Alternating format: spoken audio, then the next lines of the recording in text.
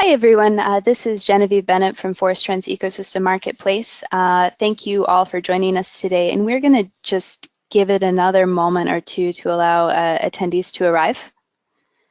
While we're waiting, I wanted to go over some logistics for the webinar. We are going to present on the use case, new tools and data for decision making for assessing ecosystem market opportunities on public lands, followed by 10 to 15 minutes for Q&A.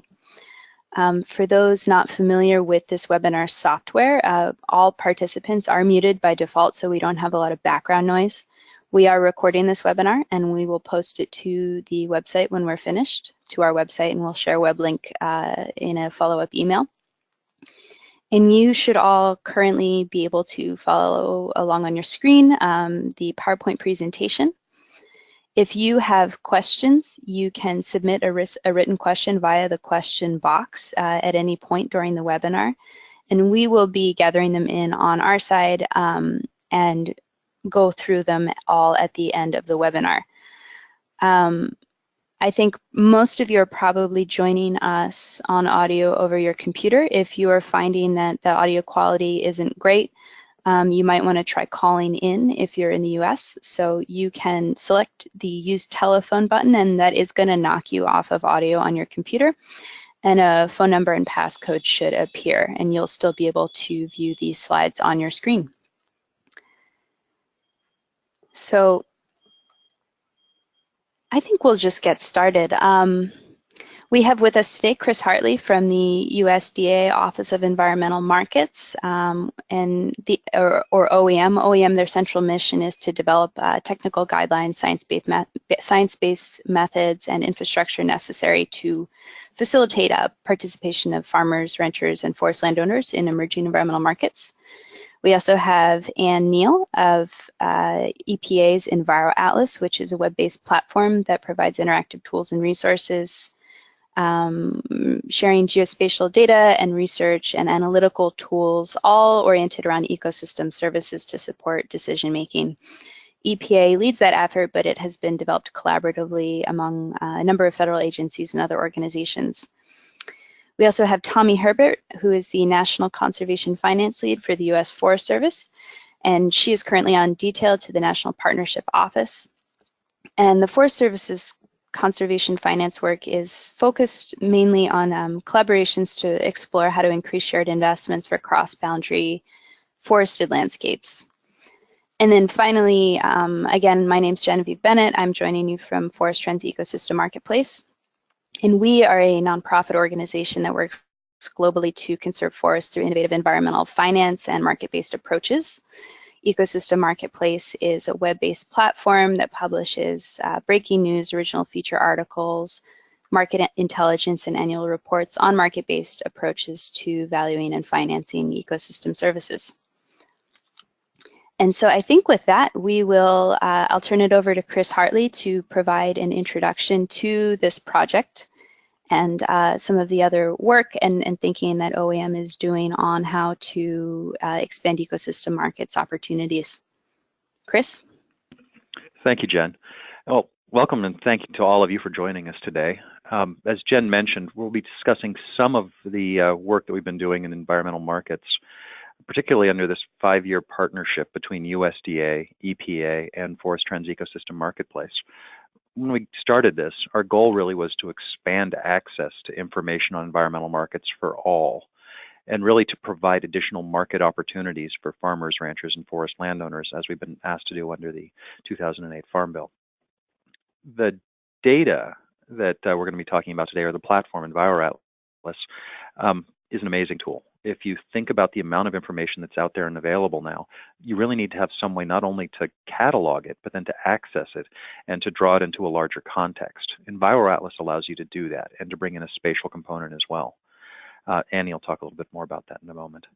Well, a little over a year ago, we released a series of new data layers within EnviroAtlas that allow you to access the Forest Trends Ecosystem Marketplace data on environmental markets, as well as information collected by other federal agencies on markets.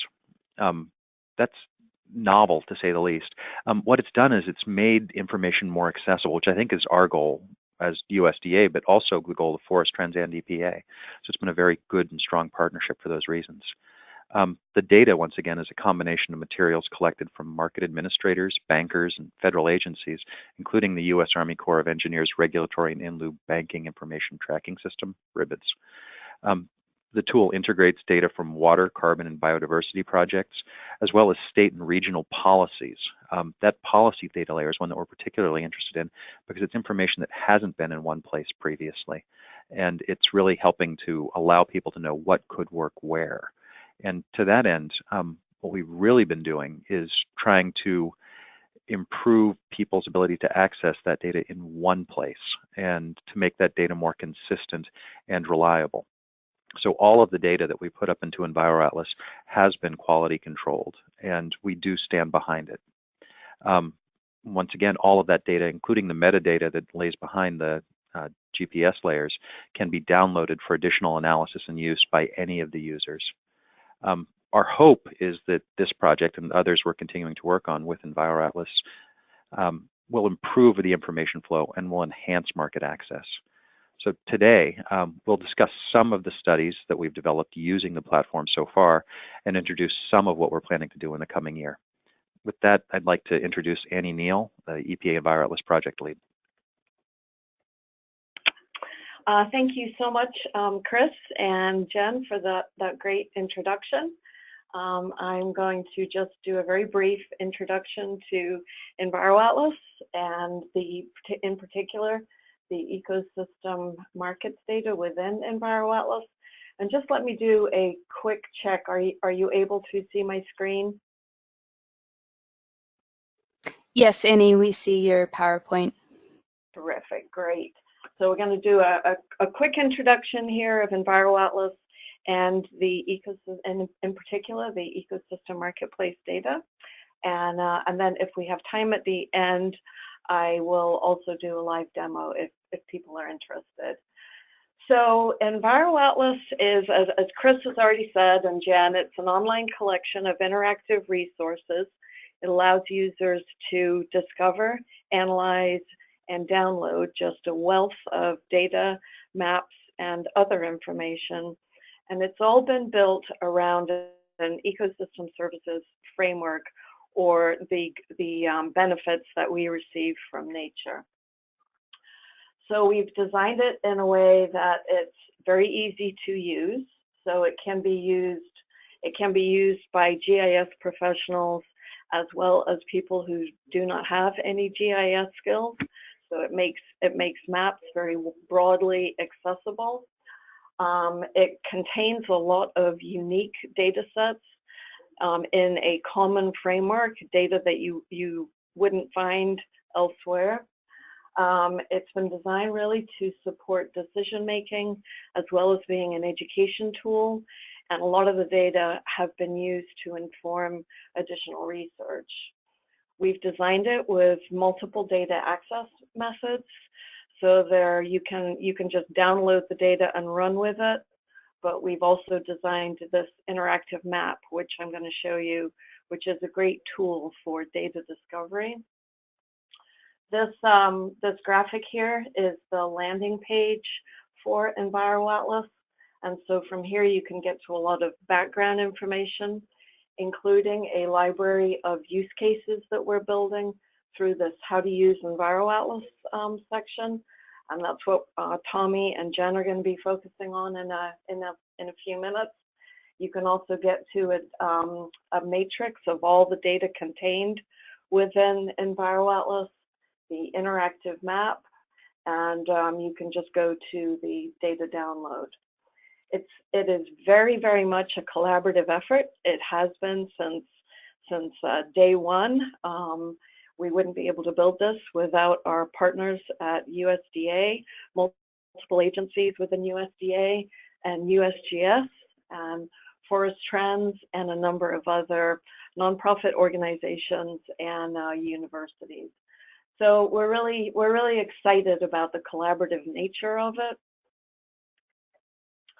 And this is the interactive map tool within EnviroAtlas. So this is a great place for data discovery, as I said. And the data are organized into these 3 tabs across the top, one of which is ecosystem services and biodiversity, which is what is open right now. And you can select, there's different extents that EnviroAtlas has data for, national and then for featured communities. And the data are then organized into these topics, and you click on one of these or multiple topics, and then you get the list of available map collections down here. So these are the ecosystem markets data that are available through EnviroAtlas, or you could just do a search and search on the available data layers. So it's fun to play with. It's got a pretty fast response time, so maps show up very quickly. And so I'm going to move and talk more specifically about the marketplace data. There are 4 major ecosystem markets asset types that are included in EnviroAtlas, as well as a collection of enabling conditions at multiple scales. And so there's wetlands and streams, there's watershed services, there's imperiled species and habitats, and there's forest and land use carbon. Those are the 4 categories of marketplace data that we currently have through this collaboration.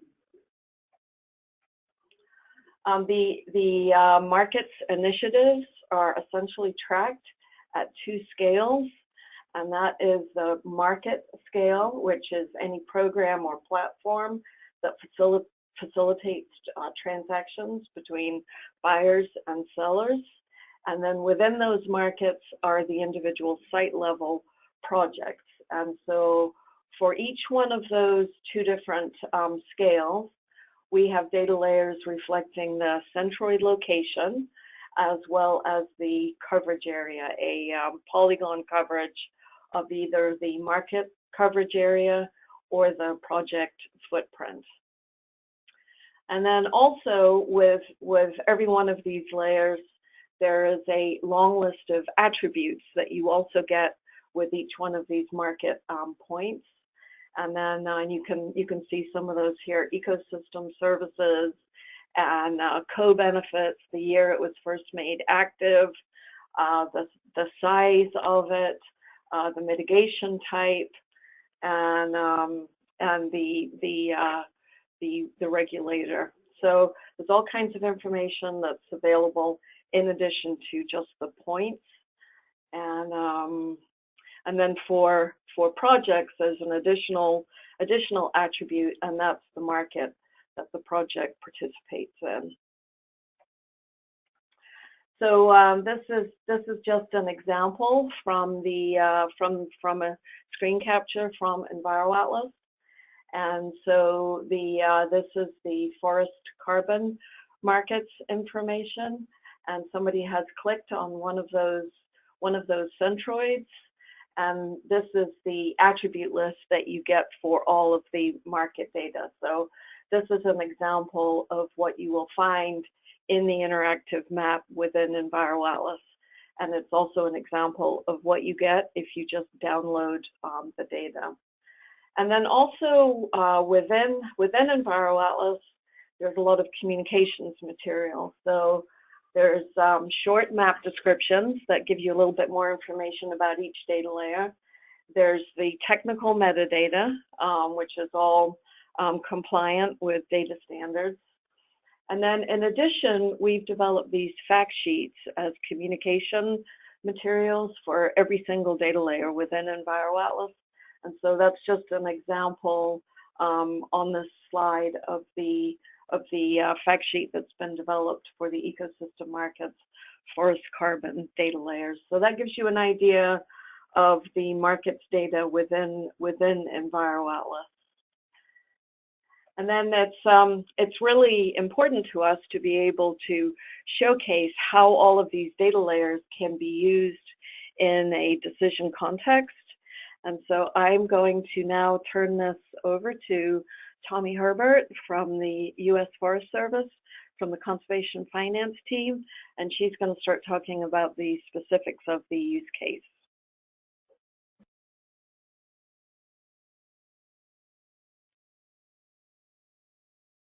Thank you so much. Can everybody hear me? Yes. Okay, thanks, Chris. And thank you so much for Forest Trends and Office of Environmental Markets and EPA for creating this opportunity to share about this exciting use case, and also for helping us to take all the information that is so wonderfully displayed in EnviroAtlas and help it to help the Forest Service make decisions about land protection associated with our land ownership adjustment strategy on the Francis Marion and Sumter National Forest. So I'm going to take you guys on a trip to the Francis Marion, which is about 30 miles north of Charleston, and the Sumter National Forest, which includes 3 ranger districts that are in the Piedmont of South Carolina and that are also in the southern Blue Ridge in the very western portion of the state. And so we collaborated with the USDA Office of Environmental Markets and the EPA and Forest Trends to think about how can we take this market data and use it to help the Forest Service achieve land protection and land ownership pattern goals in South Carolina. And so with that, we can go to the next slide.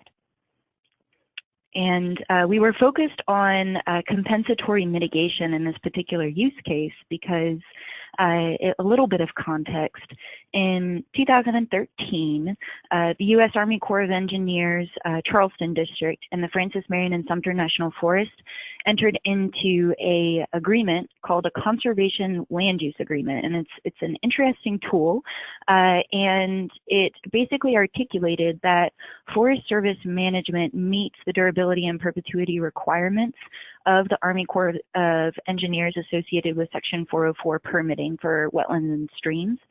And that kind of opened a door for the Forest Service in partnering with nonprofits and adjacent landowners in achieving land protection because it meant that our partners could purchase land, complete compensatory mitigation, and then deed that land back to the Forest Service, provided that we had prioritized it for Forest Service acquisition.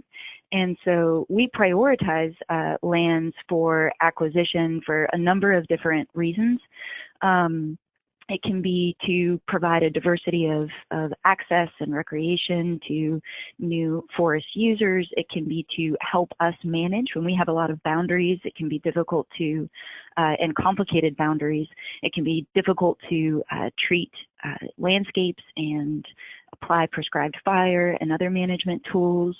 And it can just increase cost to the agency and therefore the taxpayer. And so the Conservation Land Use Agreement really, we started using it right away. For instance, 3 different examples of pilot projects we were able to do. With Duke Energy, they were building a new power plant in South Carolina that caused unavoidable stream impacts that they were then able to, because they couldn't find suitable private lands, they were able to mitigate those impacts through permittee responsible mitigation by restoring streams on the national forests. And so that was one example. We also worked with Boeing, who is expanding their facility and causing unavoidable impacts to wetlands. And that mitigation was accomplished by funding our nonprofit partners to purchase wetland inholdings for restoration and protection that were of conservation value to the forest. And so they were able to then donate those lands after they had completed the mitigation work back to the Forest Service. And we also worked with the City of Charleston, the Ports Authority, who was building a public works pump station that was impacting salt marsh, and they required mitigation, and through permittee responsible mitigation as well, they accomplished that by restoring salt marsh on the Francis Marion National Forest. And so those are 3 examples of how we were able to use that conservation land use agreement. And what we realized so quickly is that we have a lot of partners who are interested in collaborating with us. And it also helped us realize that compensatory mitigation is a mechanism that can help us accomplish land use and land ownership patterns that support the Forest Service mission. And one thing that we use to kind of identify some of those priorities related to land ownership and land use patterns is a land ownership adjustment strategy. And so on each district in South Carolina, the Francis Marion, the Enoree, and the Andrew Pickens, and the Sumter, we were able to basically identify where do our partners want land protection to occur, private land protection adjacent to our national forests, and where of those lands, where does the Forest Service want to be the landowner, and where is it most suitable for us to be the landowner? And so once we had that plan, we really recognized from our experience with this conservation land use agreement, compensatory mitigation can be a tool to help us get there. It can help our partners. It can make land protection more cost effective, and it can help provide an opportunity for the Forest Service to acquire lands in addition. And so next slide. Please, thank you.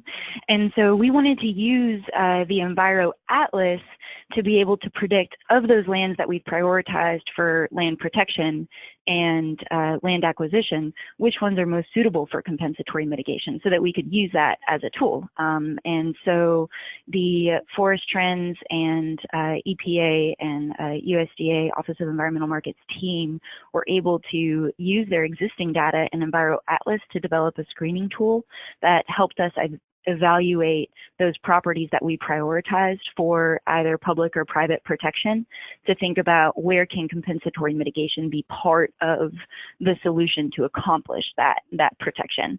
And so that was kind of where Genevieve and her mapping ninjas jumped in. And so should I go ahead and pass the baton on back to you, Genevieve, unless there are questions?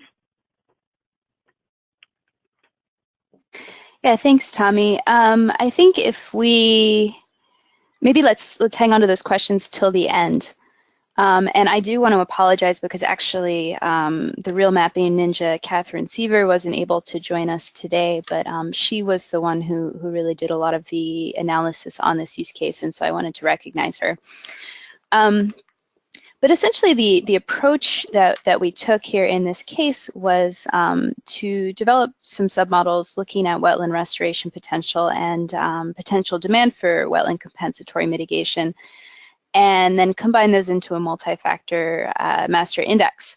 And so you see here on this slide, these are the data that we used to build these indices for restoration potential. We looked at those parcels that the Forest Service had already identified in its LOAS that Tommy mentioned, the land ownership adjustment strategy.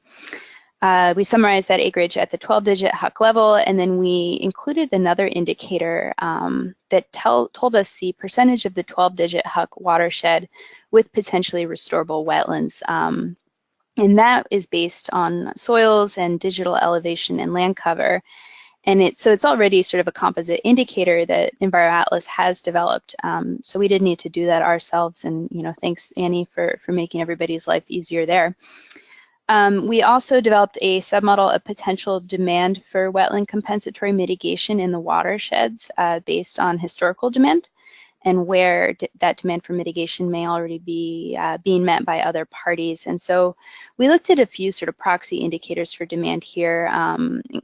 Recent Army Corps permitting volumes, since Corps permits are kind of the primary vehicle for compensatory mitigation.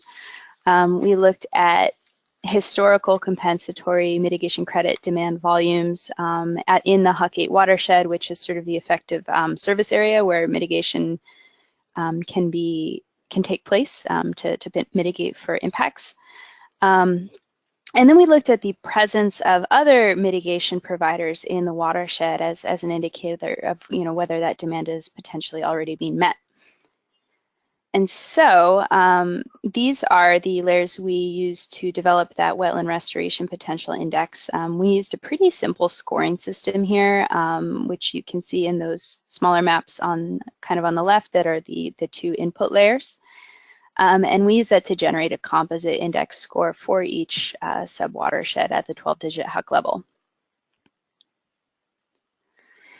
And then here again are those potential demand indicators. And again, you take all of these and you average the scores to get an index for potential demand for compensatory mitigation. And you can see here those kind of darker areas on the map. Those are the places where we know there's a history of wetland impacts. We know there's a history of demand for compensatory mitigation, and we know that there are maybe relatively fewer options for third-party mitigation. So permittees may be interested in collaborating with the Forest Service on this. And then we take those two submodels and we roll them all up to come up with a composite index of potential compatibility with compensatory mitigation. And these green polygons on the map that are falling within the red crosshatch, and you'll remember those red crosshatches from Tommy's earlier slide, those are the lands prioritized for acquisition. And so those are spots where the Forest Service may want to look more closely in terms of coming up with a list of good options for people approaching them about working together on wetland mitigation. Again, this is really a first pass look or a screening tool. Obviously, the Forest Service is going to want to do more assessment and ground truthing. You could also definitely add additional data to the model or do something similar for stream or salt marsh restoration potential, which is, I think, also of interest to the Forest Service. And finally, I do want to note that we had these twin objectives of developing a useful tool for the Forest Service, but also demonstrating what you can do with EnviroAtlas. And so we really tried to keep this fairly simple, without sacrificing accuracy, and really trying to stick to readily available or easy to get data. We are continually developing new tools and new data for EnviroAtlas with the goal that this kind of analysis is really going to be accessible to anybody without needing your own GIS ninja, as Tommy put it. So I've gone through this pretty quickly. You can download the full use case from our site for additional detail, and we'll throw that link up on the next slide. Tommy, did you have any final thoughts here? No, just that I think you really covered it, and I think that for the 4 ranger districts that we have in South Carolina, the Moncane and the Andrew Pickens and the Enoree and the Francis Marion, that what this allows the Forest Service to do is be a little bit more proactive and a little bit more strategic about what lands are most viable for protection when we have partners who are interested in partnering with us on compensatory mitigation or land protection. We have a shorter list and potentially a prioritized list where, there's both a market opportunity and a kind of need on the Forest Service side or our private partner side. And so I think that really had a great experience of working with the EnviroAtlas as a tool for kind of providing a foundation for public-private partnerships and prioritizing and evaluating opportunities of where those might be most possible, and really looking forward to building on this particular use case for thinking about, we're working together to scope out how we can use EnviroAtlas data and data from other locations to project where, in general, where there are other revenue opportunities and potential for revenue flows from sustainably managed forests on state, private, and tribal lands, and then how can those opportunities then lead to more cross-boundary collaboration. And so, yeah, I think the possibilities are endless, and really happy to have had this opportunity. So thank you guys, and yeah, looking forward to more. Well, thank you, Tommy. This has been really great for us to work on. And I want to announce that something incredible has happened, and all of our panelists have stayed within their allotted time. So we were actually running a little bit ahead of schedule. And so Annie Neal from EPA, if we can still take you up on that offer of a live demo of the EnviroAtlas tool, I think that would be great. We can take 10 to 15 minutes to do that, and then do Q&A. Absolutely, that sounds great. Great. Well, we're going to hand over control of the screen to you now. Okay, terrific.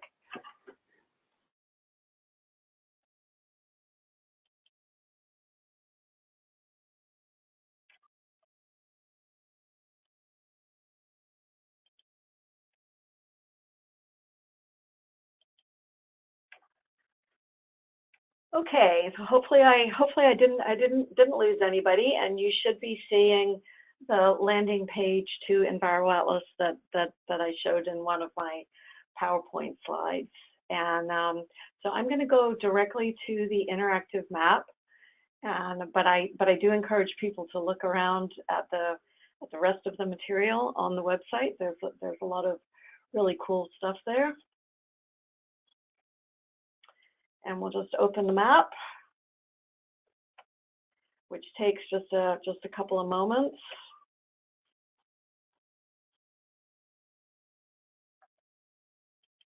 And of course, we have the disclaimer. And so we have, let's see, I need to just move that out of the way. Okay, great. So we're going to focus on national layers. So I'm going to show you the wetland potential, the restoration potential metrics that Jen showed in her slides. And so I clicked on the wetlands and lowlands topic here. And we can look at, so there's a lot of information here. So these icons are indicative of the ecosystem services, the benefit category is what we call them. So so the ones that it's relevant for show up in color. And so this one is this percent. Let's actually look at percent potentially restorable wetlands on agricultural land. And so we can see that that's relevant for clean air, it's relevant for clean and plentiful water, climate stabilization, natural hazard mitigation, recreation, culture and aesthetics, food, fuel and materials, as well as biodiversity conservation. So that kind of covers our 7 benefit categories. And we include indicators of the supply of ecosystem services, the benefits themselves, as well as drivers of change. So those are all incorporated. Then this N indicates that it's a national data layer, and the 12 indicates that the data have been summarized in this case by 12-digit HUCs. And so if you click on the little I associated with any data layer, then you get access to all of the fact sheets.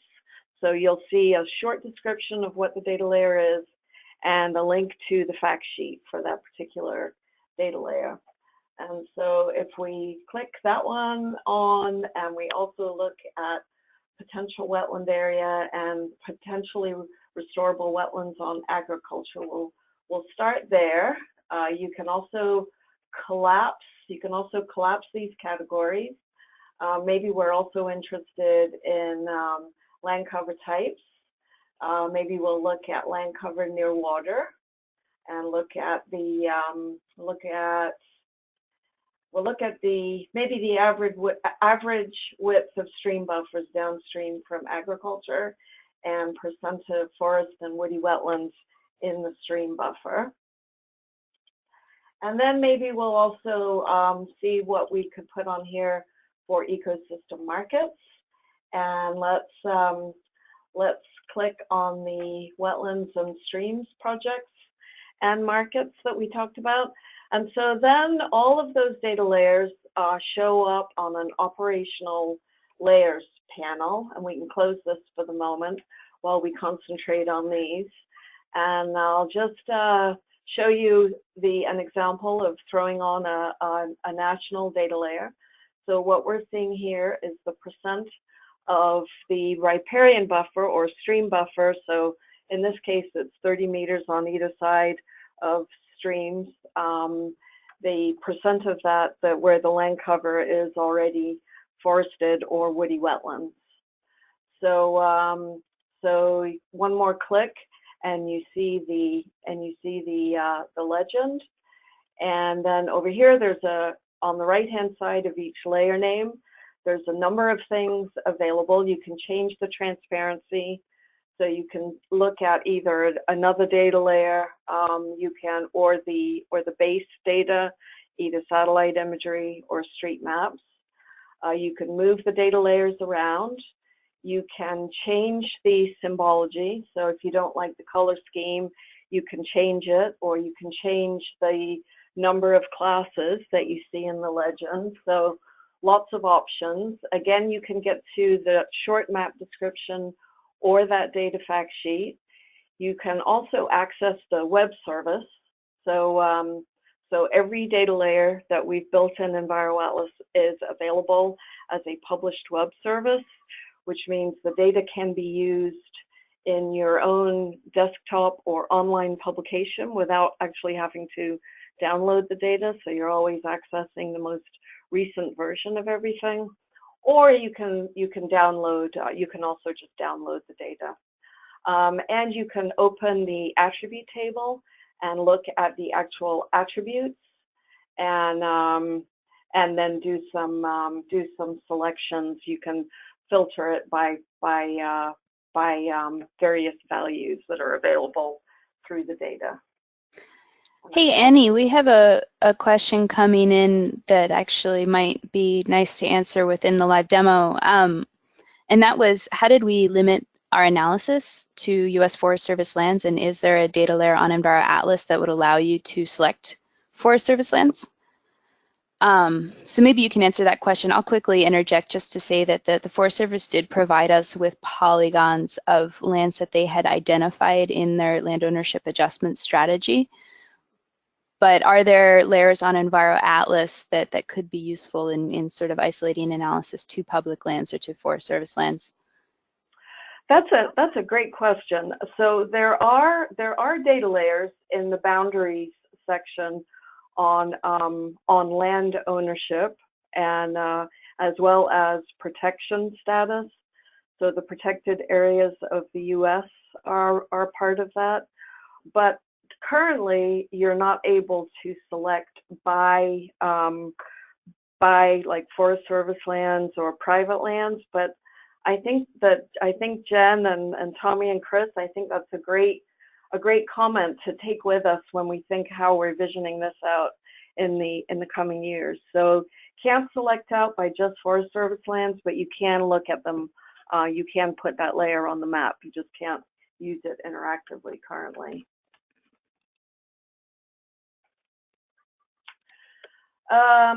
Okay, so maybe we'll zoom in a little bit to, we'll just go up here and we'll go to Charleston.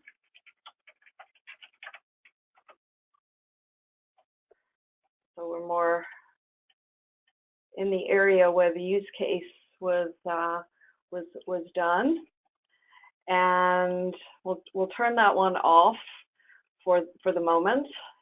And then we'll look at another one. So this one is the percent of potentially restorable wetlands on agricultural land. And again, the legend is pretty similar for all of them.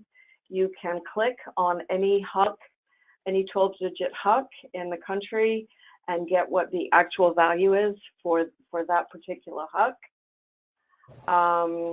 You can also, we can also put another a pixel layer on here, which is, so this, the percent by HUC has been aggregated up. And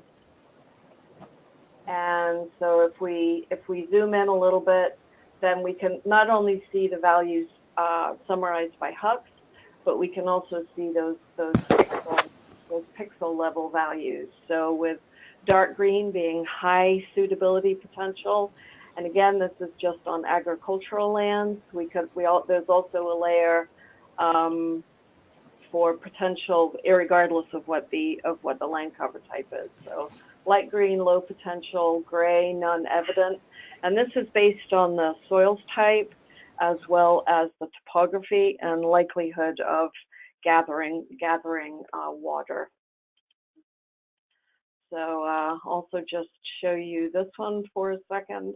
So this is just potential wetland area. Like I said, no, it doesn't matter whether it's agriculture or not. So then let's look at some of the markets data. So if we open this up, we can see, we mentioned before that there's projects which are more site specific, and markets which are broader.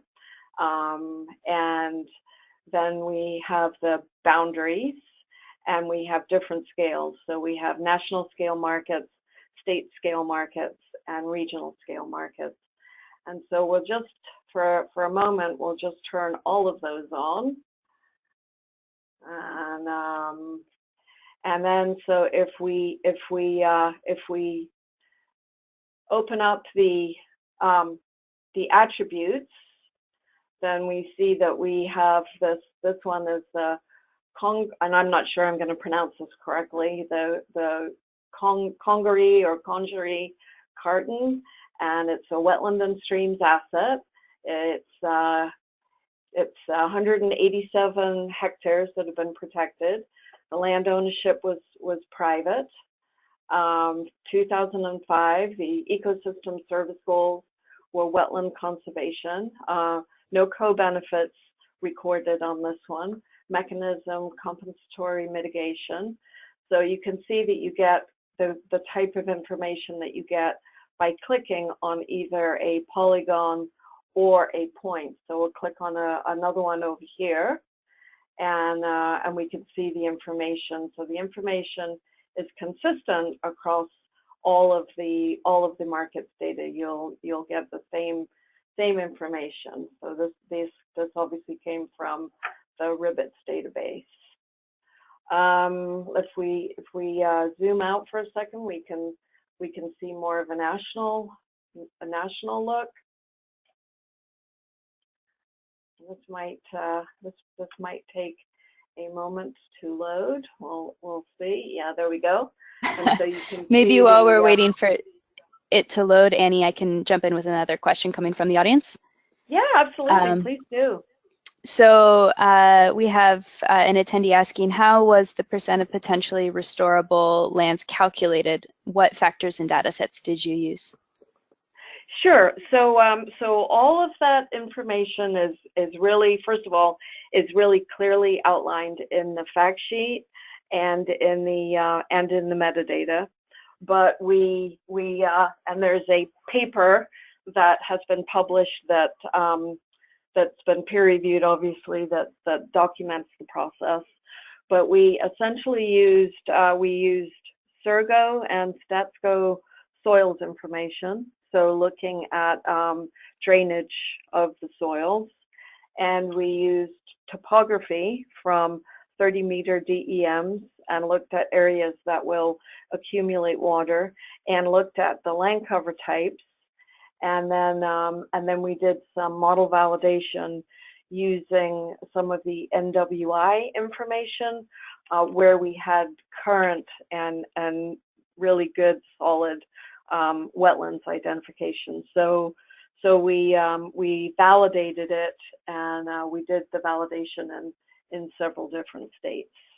So that's kind of it in a nutshell. But I'd be really happy to share more more of the details or point people to the paper that was published.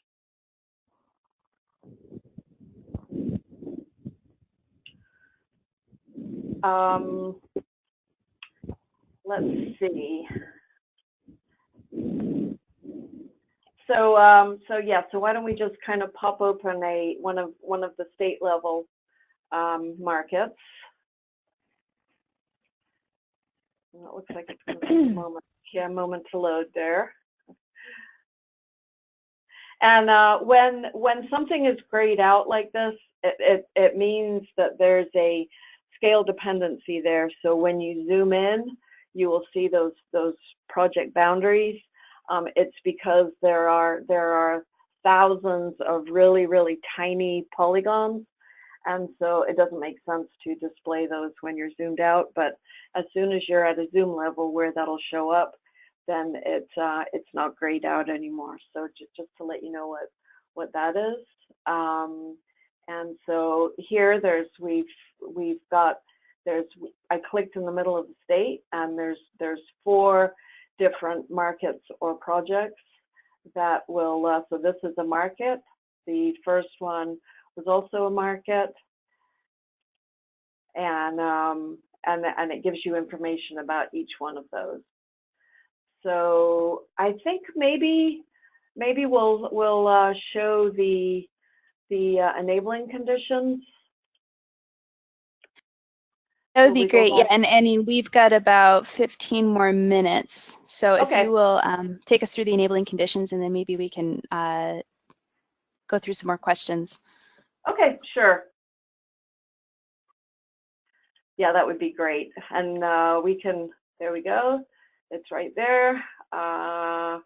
Should probably turn everything else off. And you'll see the different scale enabling conditions. And it's the same thing.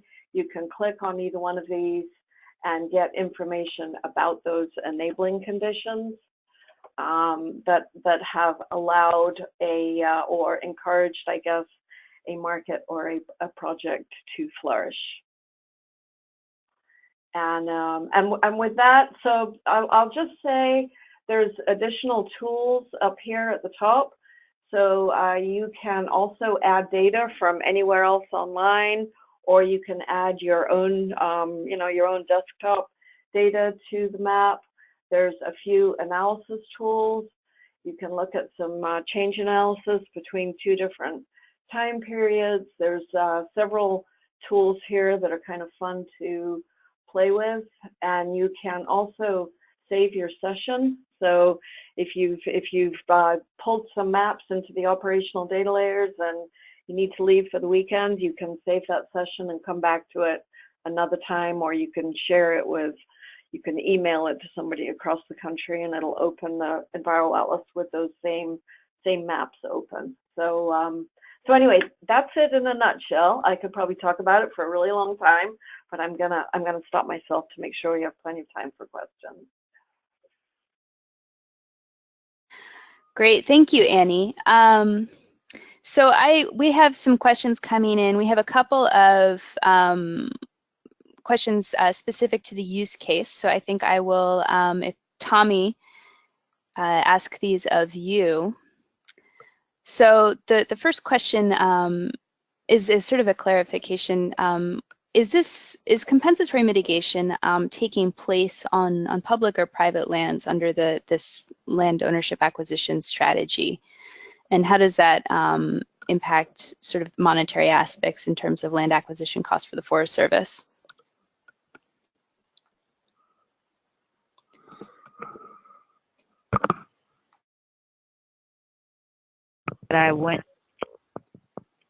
Can you guys hear me? Yes. Okay. So there's 3 different, of the 3 different examples that I went through, there's both compensatory mitigation happening on privately protected lands adjacent to National Forest Service lands, and there is a couple of instances of permittee responsible mitigation that's occurring on Forest Service land where private lands were, unsuitable or not available And so, yeah, both.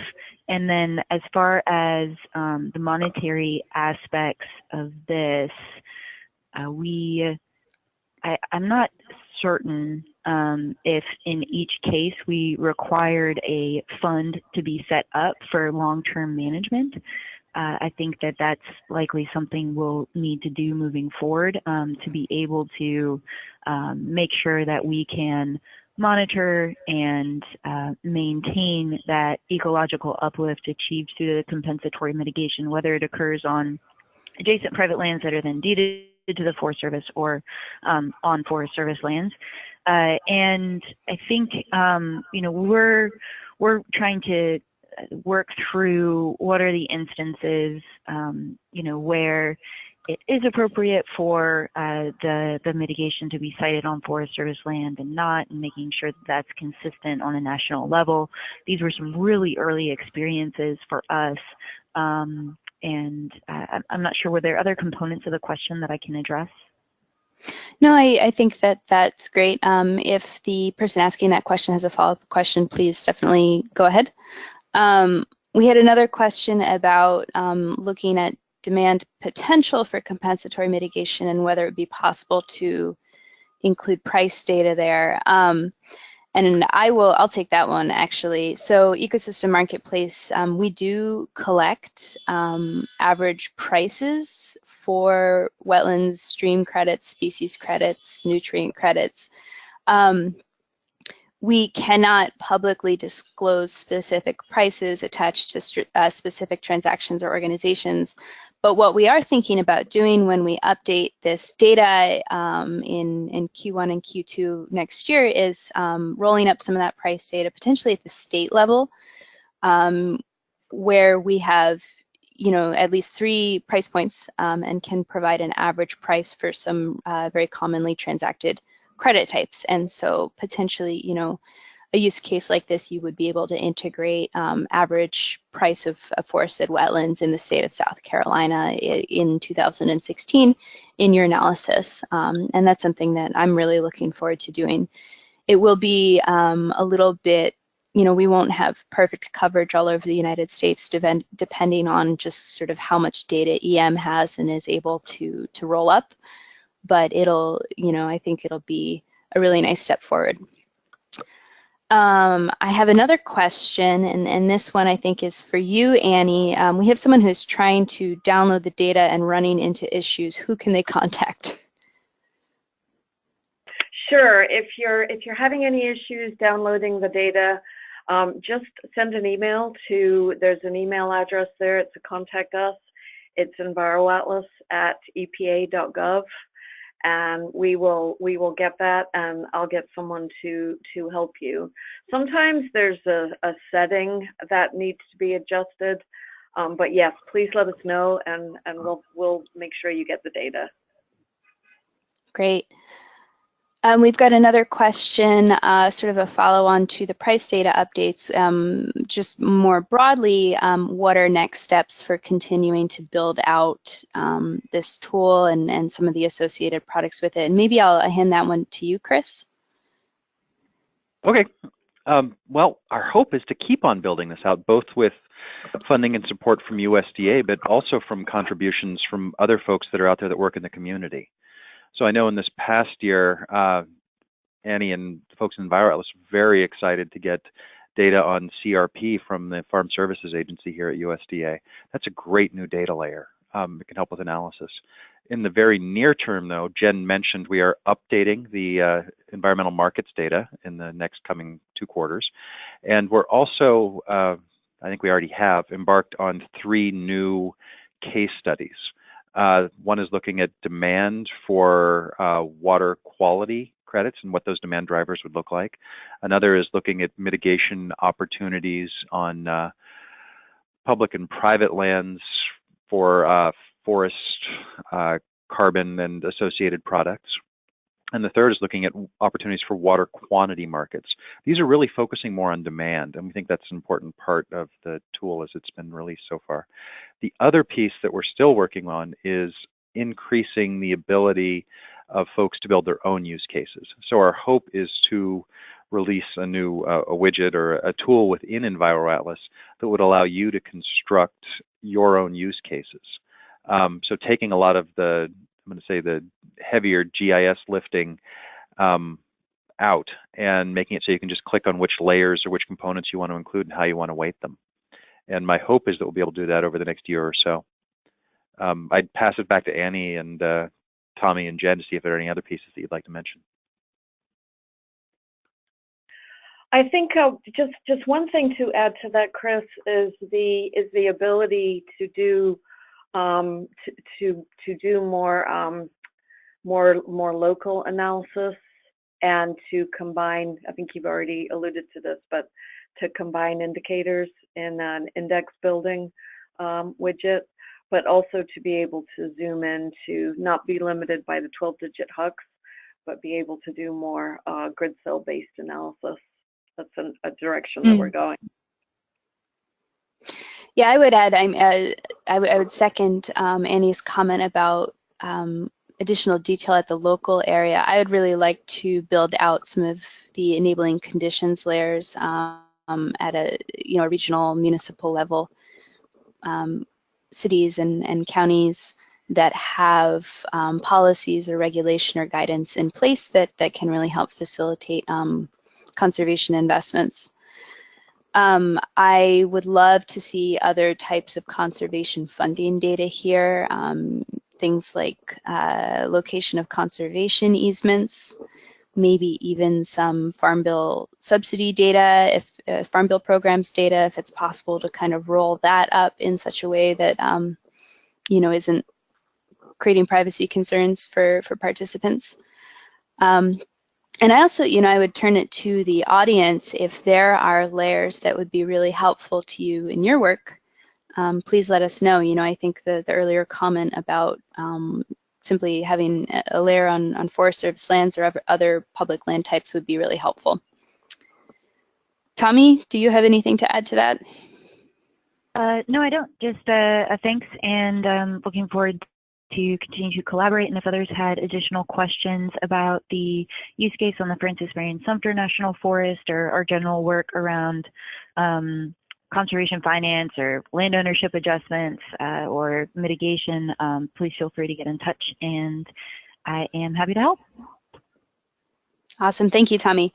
And maybe we will wrap it up there. You should see on your screen right now, there's a link you can download the use case we discussed today. We also did a second use case evaluating sites for an agricultural wetlands mitigation bank in Illinois under the NRCS Agricultural Wetland Mitigation Program. And as Chris mentioned, we will be rolling out several more use cases in the coming year. So take a look and be in touch. Let us know what you think. Let us know what you'd like to see us doing in the future. Definitely head over to EnviroAtlas and explore that, because it really is a tremendous tool. And thank you all for coming. I will send around a follow-up email with the webinar recording, and we'll also post it on the Forest Trends webpage that you see here. And thank you so much, Chris and Annie and Tommy, for joining us. Thank you, Jen, and thank you everybody for joining us. Thanks, folks. Bye. Great. Bye-bye.